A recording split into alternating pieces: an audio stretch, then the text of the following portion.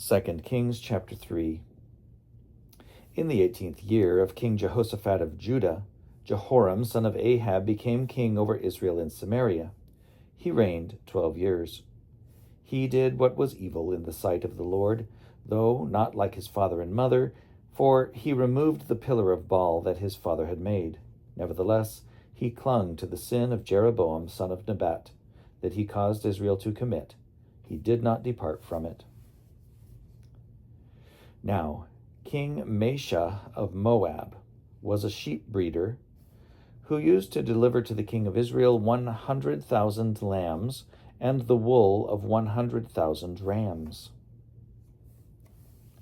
But when Ahab died, the king of Moab rebelled against the king of Israel. So King Jehoram marched out of Samaria at that time and mustered all Israel. As he went, he sent word to King Jehoshaphat of Judah. The king of Moab has rebelled against me. Will you go with me to battle against Moab? He answered, I will. I am as you are. My people are your people. My horses are your horses. Then he asked, By which way shall we march? Jehoram answered, By the way of the wilderness of Edom. So the king of Israel, the king of Judah, and the king of Edom set out. And when they had made a roundabout march of 7 days, there was no water for the army or for the animals that were with them. Then the king of Israel said, Alas, the Lord has summoned these 3 kings to hand them over to Moab. But Jehoshaphat said, Is there no prophet of the Lord here through whom we may inquire of the Lord? Then one of the servants of the king of Israel answered, Elisha, son of Shaphat, who used to pour water on the hands of Elijah, is here.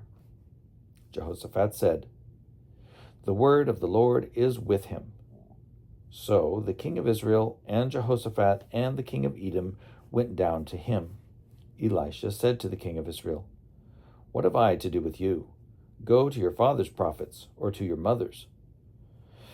But the king of Israel said to him, No, it is the Lord who has summoned these 3 kings to hand them over to Moab. Elisha said, As the Lord of hosts lives, whom I serve, were it not that I have regard for King Jehoshaphat of Judah, I would give you neither a look nor a glance. But get me a musician. And then, while the musician was playing, the hand of the Lord came on him, and he said, Thus says the Lord, I will make this wadi full of pools. For thus says the Lord, you shall see neither wind nor rain, but the wadi shall be filled with water, so that you shall drink, you, your army, and your animals. This is only a trifle in the sight of the Lord, for he will also hand Moab over to you. You shall conquer every fortified city and every choice city. Every good tree you shall fell, all springs of water you shall stop up, and every good piece of land you shall ruin with stones. The next day, about the time of the morning offering, suddenly water began to flow from the direction of Edom until the country was filled with water. When all the Moabites heard that the kings had come up to fight against them, all who were able to put on armor, from the youngest to the oldest, were called out and were drawn up at the frontier. When they rose early in the morning and the sun shone upon the water, the Moabites saw the water opposite them as red as blood. They said, This is blood. The kings must have fought together and killed one another. Now then, Moab, to the spoil. But when they came to the camp of Israel, the Israelites rose up and attacked the Moabites, who fled before them. As they entered Moab, they continued the attack.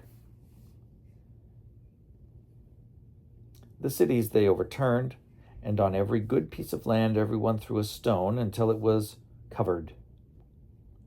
Every spring of water they stopped up, and every good tree they felled. Only at Kir Hareseth did the stone walls remain until the slingers surrounded and attacked it. When the king of Moab saw that the battle was going against him, he took with him 700 swordsmen to break through opposite the king of Edom, but they could not.